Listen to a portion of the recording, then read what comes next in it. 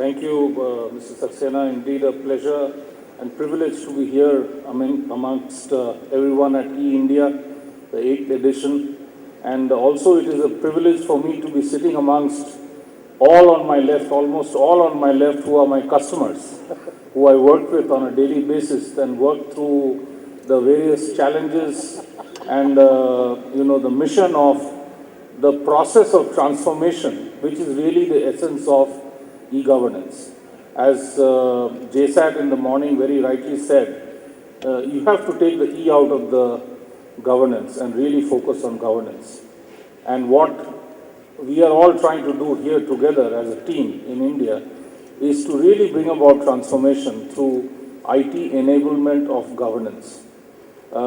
In each of these instances, whether it was Krishnan at the end of the panel here in customs, whether it was Mr. Ravi Saxena through all the pioneering initiatives in Gujarat, which has taken Gujarat to a 14% GDP growth state in the country, whether it is some of the pioneering work that we are doing with Kerala, or more recently, whether the work that we've done with Muktesh Pardesi, who's on my left in the passport program. In each of these initiatives, the focus has really been on transformation. That is, you have to have measurable, defined outcome differentiators between the as-is as you get into an IT program and the to-be once the program finishes.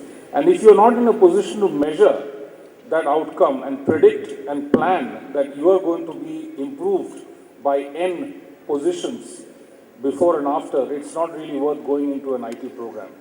But today we are here to talk about the way forward. The way forward in India. We are 35 states.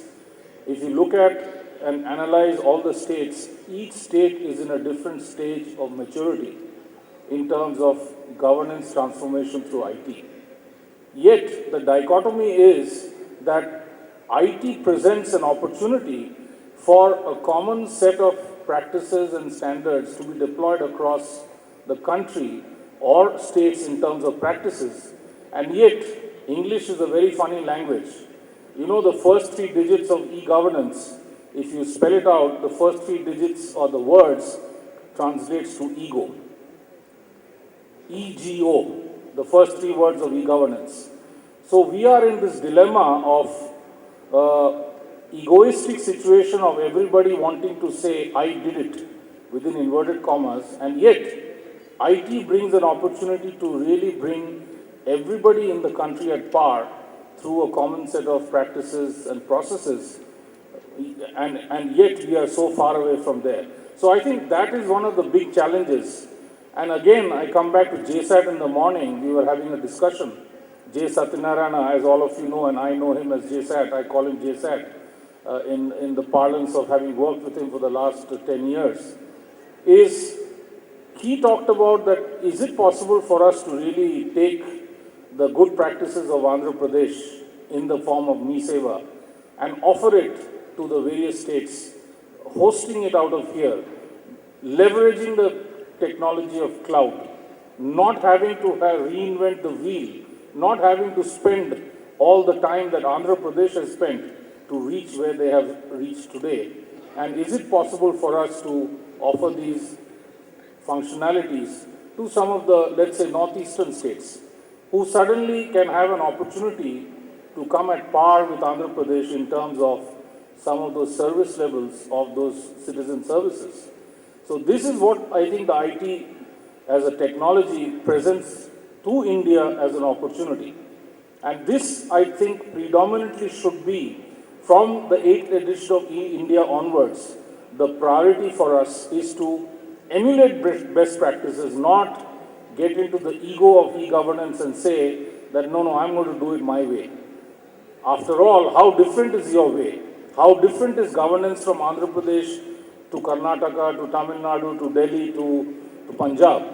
Yes, there could be some nuances which could be different because, you know, the southern states were ruled primarily through practices of the presidency or the residency, I think, as you called it in the south, whereas the northern states had a predominant Mughal and a British practice prevalent in administration. But at the end of it, I mean, how much is the delta?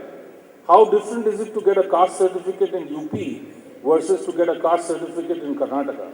Somebody has to sit down and do this analysis and weigh that against the opportunity that IT presents to everyone as an opportunity to get equal in terms of service levels of citizen services. And that is what I think should be predominantly amongst the minds of the IT leadership of all our state governments, is to leverage IT rather than reinvent IT. Use the best practices of what states have gone through the process of struggle to achieve and simply emulate them, cutting out the ego from e-governance. I think that's definitely should be a part of the way forward as we see it. Again, if you look at the dichotomy of India, we are soon going to be a $100 billion IT exporting nation. $100 billion of IT that others in the rest of the world do from India. Whereas what are we doing to bring those benefits that we are providing to all the people around the world to our own people? How much of IT are we absorbing in our day-to-day lives for the benefit of the common man? I think that introspection also should be done. And I think the soft option days are over of IT usage in governance. There has to be a leadership, top-down driven approach which has to be adopted for bringing IT practices into governance, not just in select departments where you have bright officers such as the ones on the left of my panel who will definitely, wherever they go, bring in IT into whatever they do. But it should not be individualized as it is today. Time has come for us to institutionalize e-governance right across government, department by department, not having the ability for people to selectively avail IT for governance. I think that is something that should form a part of our way forward thinking process, because for some of those successful civil servants who have, by their own initiative and their own interest in IT, transformed their respective departments and have created examples and showcases for others to see, it is so obvious that to deal with a population of 1.2 billion people, you cannot be depending on a bureaucratic setup, which perhaps to my understanding is good in terms of staff strength, that worth of the population of India in the 50s, not even in the 60s or 70s, and you are expecting them to be dealing with this increasing aspiration of the population who are exposed to 300 channels of television through the cable TV and the direct-to-home network, and therefore they have the ability to benchmark their own lives versus the lives of people around the world. And that is silently causing a revolution of expectation amongst the people. I mean, imagine when we were young, we had only one Chitrahar and one Doordarshan to watch. Today's children have the ability to watch not only 300 channels on television, but anything that they want to watch on the smartphones that they have through YouTube and the internet. That's the kind of exposure that the next generation is having today, and obviously their aspirations are going to be much, much more than the administrative ability to handle such aspirations. So therefore, I think it is not going to be a question anymore in India as to why IT, but how much IT and how soon, and how quickly can I bring the benefits of IT to the common man.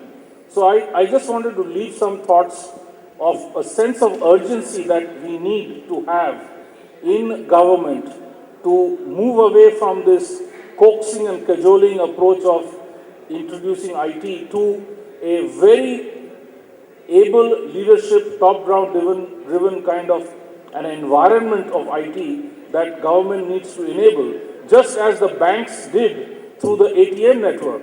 Look at what happened to the public sector banks.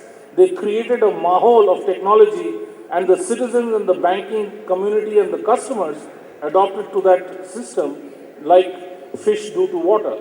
That's what is really is expected of the government, which is just to create the environment of IT and people with all the exposure and all the intelligence and the high IQ levels that Indians have as a part of the DNA would simply adopt to the new environment very, very easily.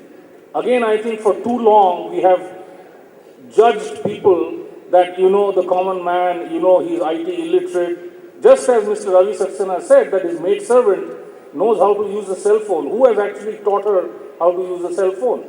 Who has taught my driver how to go to the ATM and draw the cash?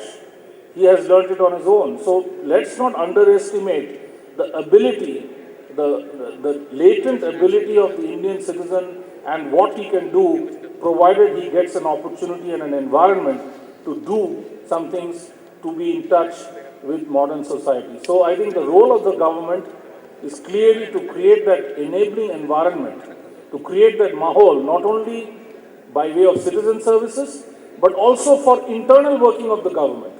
Because you now have the Right to Information Act, you now have all the other Right to Citizen Service Delivery Act, you have all of these things coming in all over the country, where you will be expected to deliver at a certain service level, and without the automation, and obviously at no cost can you increase manpower, it is going to be humanly impossible to deal with either the aspirations or the service guarantees that you yourselves are bringing by way of legislation. So I think the compelling need as a part of the way forward is to really institutionalize IT across government, make that as a part and parcel of daily lives of people within government, equip all officials within the government, invest in creating an IT environment, invest in applications, because some of the very common applications that you will see on a government computer is either people are playing card games, or they are watching internet, or they are doing stock trading on the internet, because there is no application.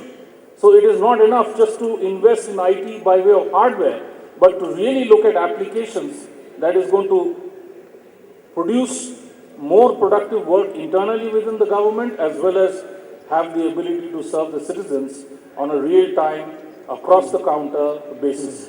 Just as governance has moved today from the traditional government offices to the kiosks, tomorrow it will go to the cyber cafes. It will be available in the nook and corner, just like we had when we had the revolution of the telephones in the country. 90% of the people in India never could afford a telephone, but 90% of the population could actually go to the telephone booth and make an international call and pay some money. It's in the same way that we have to address the challenges of the digital divide by making applications available for citizens to be pulled to the kiosk. One of the reasons why the Common Service Center is not functioning in India, regardless of all the tom-tomming that the government does, that it's a fantastic success, is because people have not conceptualized the need for services to pull the citizens to the CSC. You can't be expecting an Indian citizen to come to a CSC to do some photocopying or lamination work or web browsing or sending emails. You've got to give them services which they're struggling to get, and they're running around 10 offices to get, and people want to save time. So I think we have to have the right model, and we have to have the enabling environment as a part of the way forward. Thank you. Thank you, Tanmay.